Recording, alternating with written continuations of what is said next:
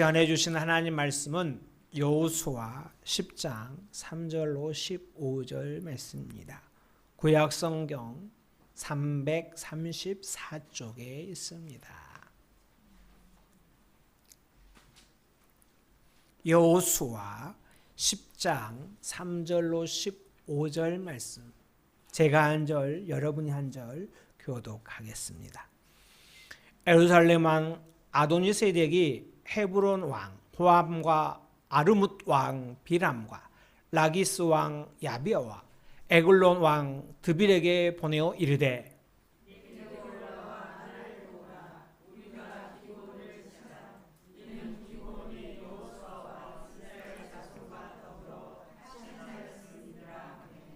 아모레 족속 다성 왕들 곧 예루살렘 왕과 헤브론 왕과 아르뭇 왕과 라기스 왕과 에글론 왕이 함께 모여 자기들의 모든 군대를 거느리고 올라와 기브온에 대진하고 싸우니라.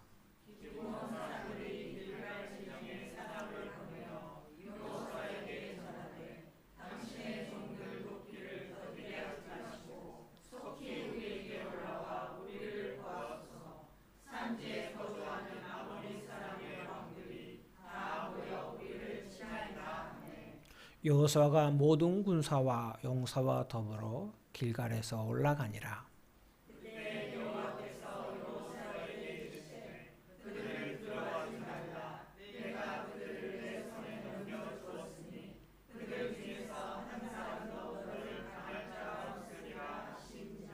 여호수아가 길갈에서 밤새도록 올라가 갑자기 그들에게 이르니,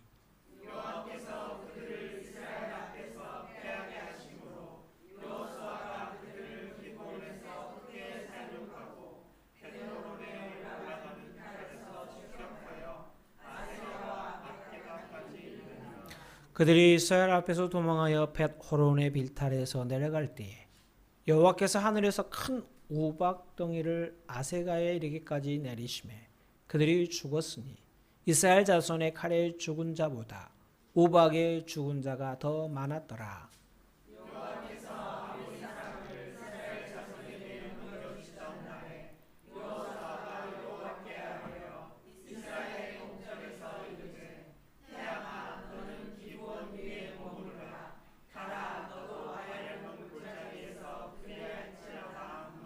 태양이 머물고 달이 멈추기를 백성이 그 대적의 원수를 갚기까지 하였느니라. 야사의 책에 태양이 중천에 머물러서 거의 조물토록 속히 내려가지 아니하였다고 기록되지 아니하였느냐.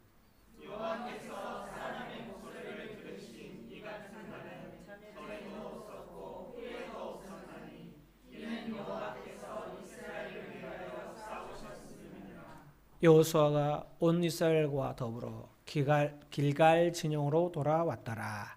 아멘. 우리 인생을 보면 온실 속의 화초처럼 사는 사람이 있습니다.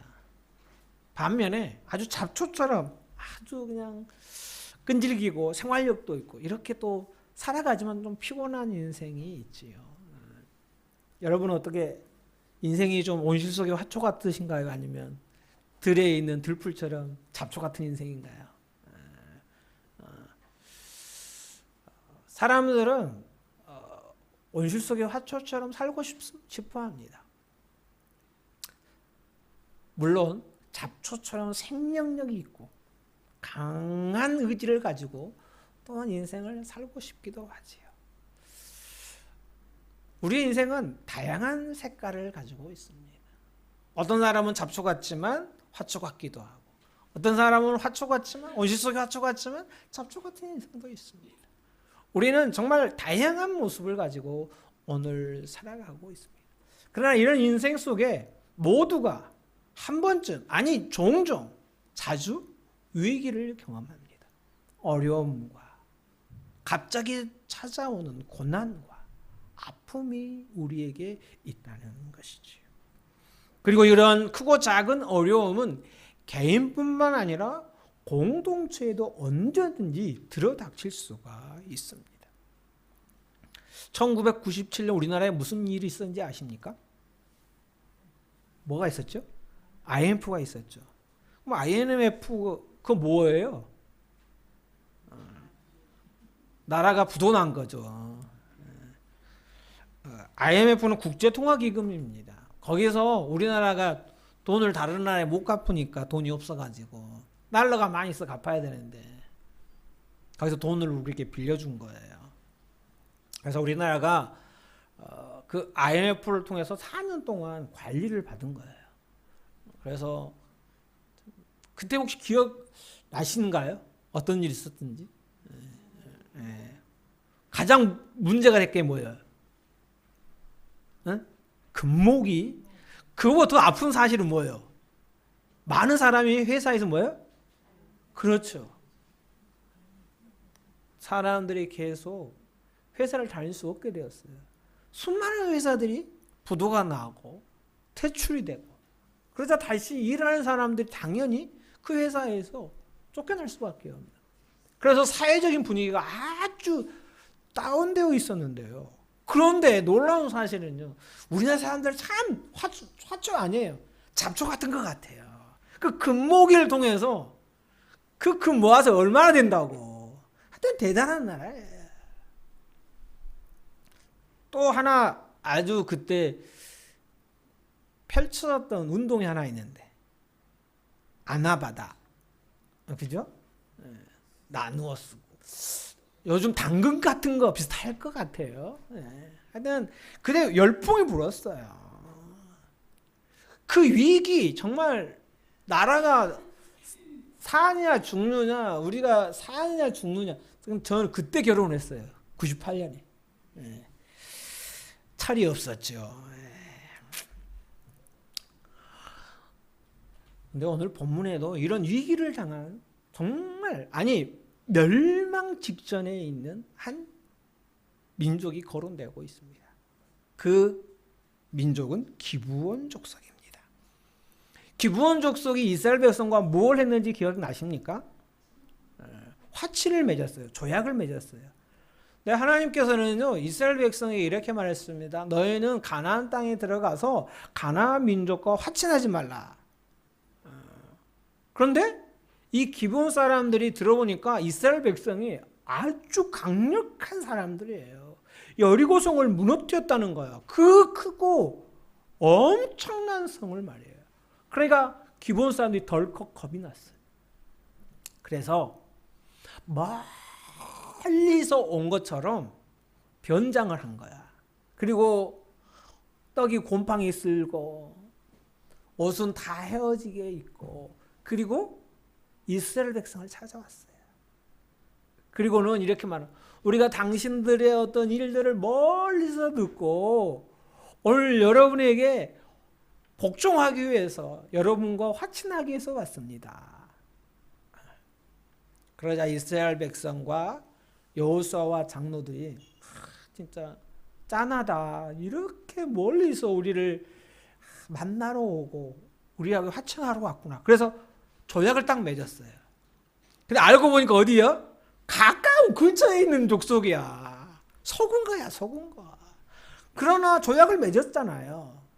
그래서 이제 기브온이 이제 우리는 이스라엘 백성으로부터 어떤 정복도 당하지 않고 편히 살게 되었네 라고 하는 그때에 뭐예요? 이 가나안 남쪽에 있는 왕들이 연합을 했어요.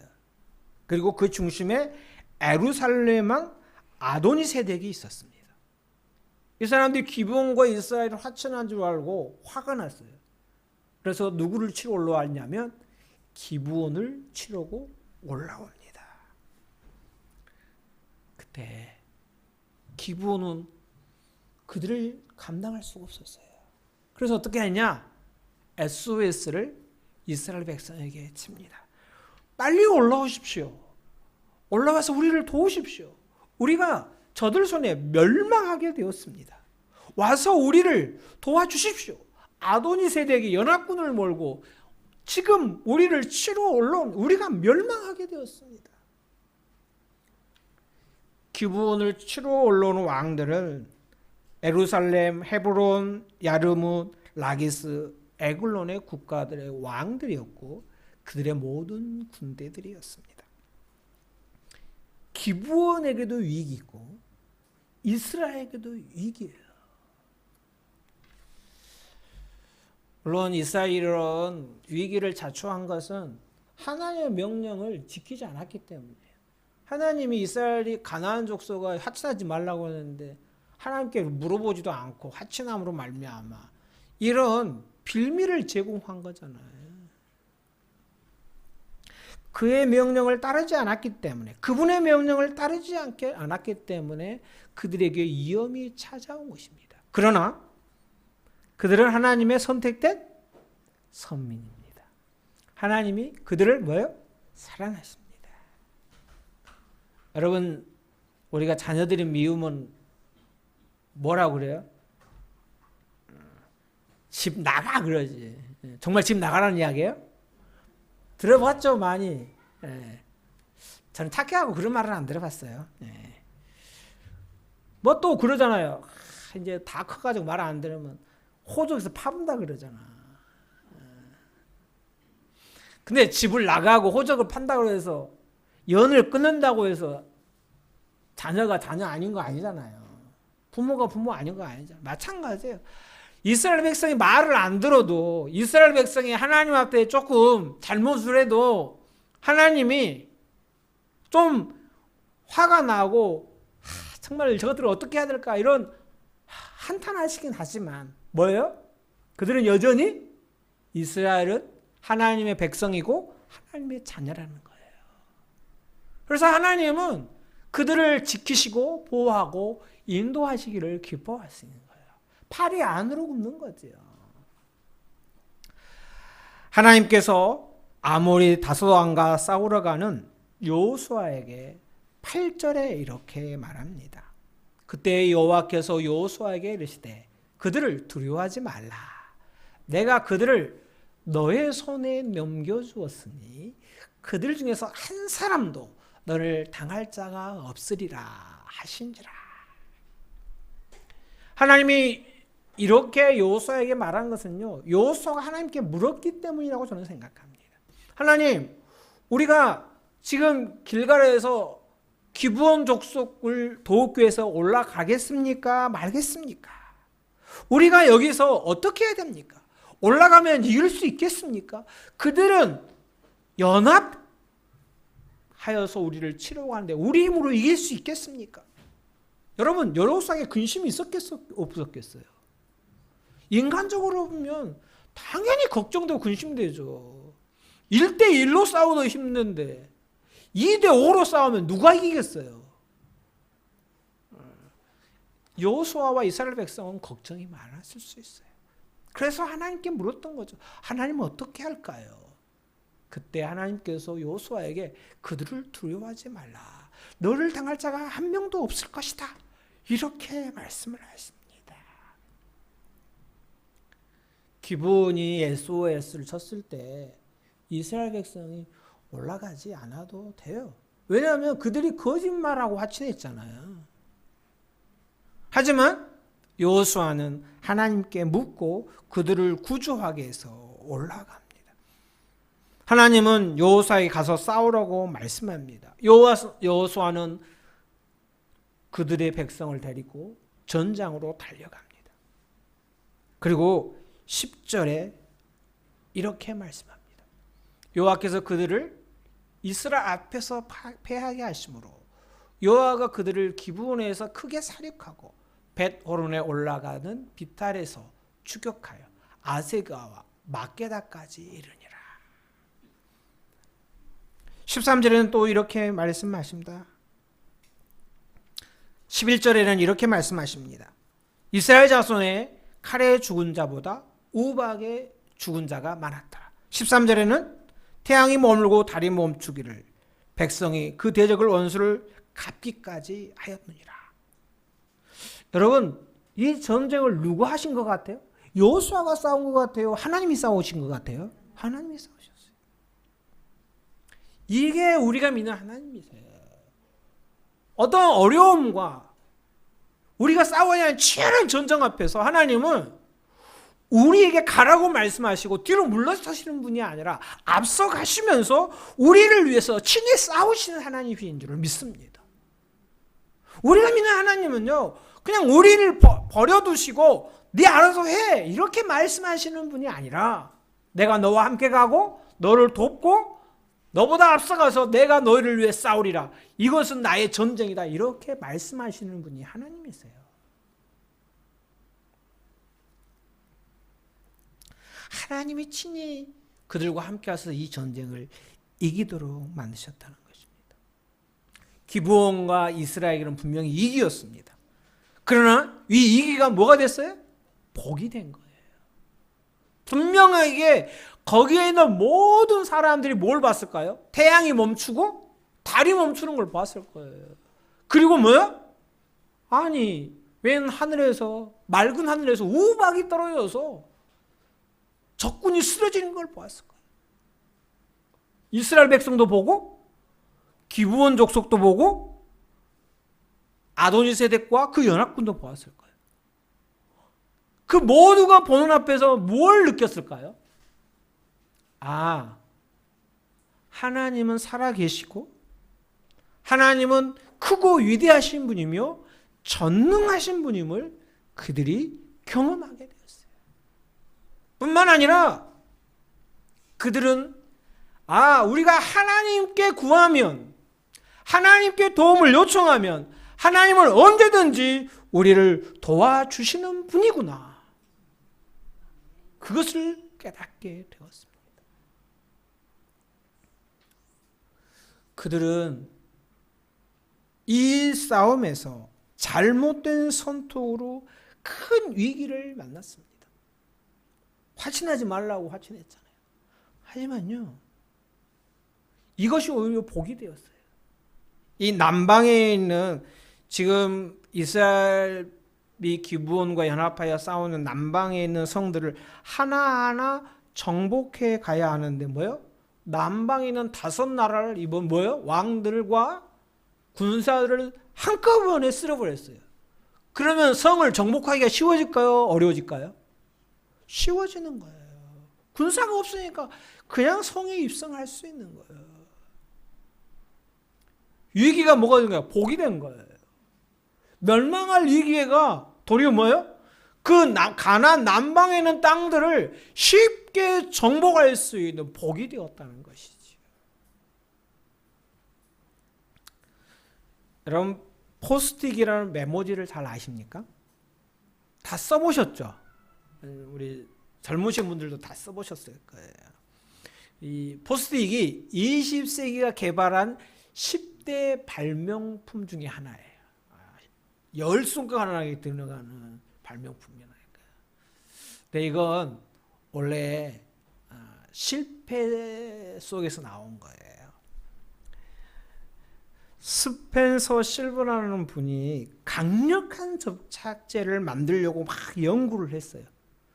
근데 아주 강력한 접착제를 만들려고 연구해서 개발을 했는데 접착력이 약한 끈적임이 없는 접착제를 만들고 말았어요. 실버 입장에서는 이게 성공이에요, 실패예요? 아주 강력한 접착제를 만들고 싶었는데 아주 그냥 접착력이 약하고 끈적하지도 않는 아주 쓸모없는 접착제를 만들고 말았단 말이에요. 그러나 이것이 영영 사라질 뻔했는데 아서 프라이라는 사람이 그것을 보고 연구하기 시작했어요. 아서 프라이는 교회 성가대원이었습니다. 근데 이제 성가대원인데 이 성가곡집을 보면 여러분 책갈피를 하잖아요. 근데 책갈피를 해놓다 보면 찬양을 하다 보면 책갈피가 빠져버려. 그래가지고 종종 낭패를 당한단 말이에요. 막 당황하게 되고 어떨 줄 모르는 거야. 그런데 이 접착력이 약하지만 끈적이지도 않고 잘 붙지만 잘 떼어지는 그것을 연구해 가지고 이 프라이가 포스트잇을 만들게 되었습니다. 개발을 했던 실버는 분명히 이것이 실패라고 생각했습니다. 그런데 아서 프로이어와 함께 연구하고 이것이 20세기를 대표하는 발명품이 되었어요. 자, 돈을 많이 벌었을까요? 못 벌었을까요? 엄청나게 벌었어요. 우리는 실패했다고 생각하지만 그 실패가 뭐야? 오히려 뭐가 된 거예요? 복이 된 거예요. 이걸 뭐라고 부르죠? 사자성어로? 아이고, 전화위복이 된 거예요. 오늘 이스라엘 백성이 바로 전화위복이 된 거예요. 바울이 로마로 가고 있었습니다. 네, 바울이 그랬어요. 가다가 큰 풍랑을 만날 것 같으니까 가지 맙시다. 근데 사람들이 바울의 말을 안 듣고 전문가들의 말을 듣고는 배를 띄웠습니다. 가다가 유라굴로라는 아주 광풍, 태풍을 만난 거예요. 그럼 바다 한가운데서 큰 광풍을 만나니까 어떻게 되겠어요? 살 소망이 끊어진 거죠. 이제 우리는 죽었다. 선원들이 다 배에 있는 걸 다 버리는 거예요. 무거운 거 다 배를 가볍게 해서 버리고 사람들이 먹질 않아요. 소망이 없는 사람들은 식음을 전폐하잖아요. 네, 한 사람 바울이 그들 앞에 서서 이렇게 말합니다. 당당하게 말합니다. 여러분, 내가 믿는 하나님께서 나에게 말씀하셨습니다. 우리를 구원해 주시겠다고요. 그러므로 먹고 힘을 내십시오. 그리고 사람들은 바울의 말을 듣고 먹고 힘을 내었습니다. 이 광풍으로 인하여 모두가 죽게 되었을 때 하나님은 오히려 이 광풍을 통해서 뭐요? 하나님의 살아계심을 바울에게 보여주실 거예요. 그래서 거기에 있는 많은 사람들 중에 하나님을 만나게 되고 하나님을 믿는 자들이 생겨났습니다. 사랑하는 여러분, 우리가 실수했든지 아니면 다른 사람의 잘못으로 인하든지 하나님의 계획이든지 간에 우리가 걷는 길에서 우리는 평탄하고 형통하기를 원하지만 어려움과 아픔과 고난과 괴로움을 당할 수가 있습니다. 그러나 하나님은 우리가 하나님을 바라보고 하나님께 구할 때 그 위기와 어려움 속에서 우리의 목자가 되셔서 우리를 인도하여 주시고 우리를 쉴만한 물가와 푸른 토장으로 반드시 인도하시는 분인 줄을 믿습니다. 우리가 지금 믿는 하나님은 그런 분인 거예요. 여러분이 어떤 어려움을 갖고 있습니까? 여러분이 지금 어떤 문제를 안고 있습니까? 일이 제대로 풀리지 않습니까? 그렇다면 우리가 하나님께로 나아가야 합니다. 하나님은 분명히 그것들을 변하여 복이 되게 하시고 은혜가 되게 하실 줄을 믿습니다. 그러므로 오늘 우리가 해야 할 일은요, 은혜의 보좌 앞에 담대히 나아가는 거예요. 그래서 뭐예요? 하나님께 부르짖는 거예요. 우리가 가만히 있어도 하나님 일하십니다. 그리고 시간이 되면 해결이 되는 일도 있어요. 그러나 우리 인생의 문제에 우리가 해결할 수 없는 문제가 있고 내 뜻대로 안 되는 문제가 있고 그런 문제들이 있어요. 그런 문제들을 갖고 우리는 기도해야 되는 거죠. 기도합시다 이렇게 말하면 목사님 저는 기도거리가 없어요. 저는 그 사람이 제일 행복하다 생각해요. 기도거리가 없으니까 얼마나 행복해요. 기도거리가 없다는 것은 근심, 걱정, 염려할 것이 하나도 없다는 거지. 여기 그런 사람 있으면 정말 행복한 사람이에요. 그러나 혹시 근심, 걱정, 염려거리가 있는데 기도거리가 없다고 말하는 사람은 거짓말하는 거지. 그리고 다른 사람한테 다 기도 부탁을 하고 자기가 기도 안 하는 사람이 또 있어. 난 또 그 사람도 행복하다고 생각해요. 얼마나 믿음이 좋으면 다 맡기고 자기는 아무것도 안 해. 나도 그렇게 살고 싶긴 하네. 근데 그게 쉽지가 않잖아. 여러분의 인생에 문제가 있습니까? 여러분 주변에 풀어야 할 어떤 문제가 있습니까? 하나님께로 나오십시오. 하나님께 나와서 부르짖으십시오. 그러면 하나님께서 기브온을 구하고 이스라엘의 승리를 주셨듯이 우리에게도 그런 은혜를 베풀어 주실 줄을 믿습니다. 우리는 기도해야 할 때. 히브리서 4장 16절에 이렇게 말하죠. 그러므로 우리는 국률하심을 받고 때를 따라 돕는 은혜를 얻기 위하여 은혜의 보좌 앞에 담대히 나아갈 것이니라. 오늘 우리 안에 건강의 문제, 물질의 문제, 자녀의 문제, 부부의 문제, 관계의 문제, 사업의 문제가 있다면 이제 하나님의 돕는 은혜를 얻기 위해 은혜의 보좌 앞에 담대히 지금 나아가야 합니다. 여러분, 기도의 자리로 나오십시오. 함께 기도하기를 원합니다. 우리가 하나님께 부르짖을 때 하나님께서는 우리가 생각하는 것보다, 우리가 구하는 것보다 더 넘치게 주실 줄을 믿습니다. 그 문제가 변하여 복이 되게 하실 줄을 믿습니다.